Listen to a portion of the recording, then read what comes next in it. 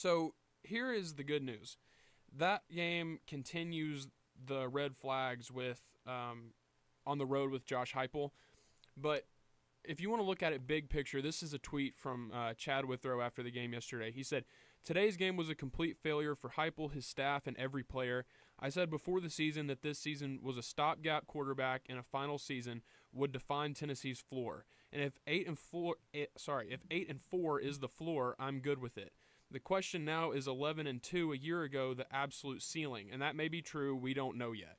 I think that's a very good level-headed response on a night where you didn't see much of that, and I think that's a good. If you could take a step back and fast forward 5 years and look at from Josh Heupel being hired to 5 years from now, I think there's a pretty good chance that this single year transition from Hooker to Nico is the floor, and it very well could be 8-4, and 8-4 is a fine place to have a floor. Like that's not a like that 8-4 is a success for most college football teams. Yep. It just hurts this Tennessee team because it seems like they have the talent to be better than that.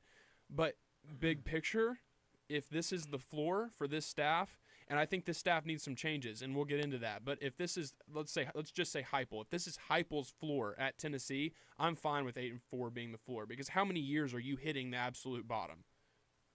Not very many. Nope. There's not very many years that you're absolutely hitting your ceiling either, unless you're Alabama and Nick Saban.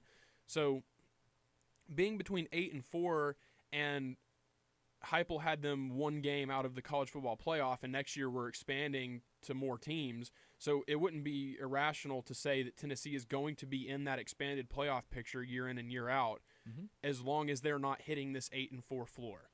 So that being the case with the playoff expanding, as long as and this ties into our Titans side of the show, as long as Heupel is willing to do what he needs to do with his staff and prioritizes the team and the future of the team and the program over whatever loyalties he has to the people on this staff, Tennessee's going to be fine.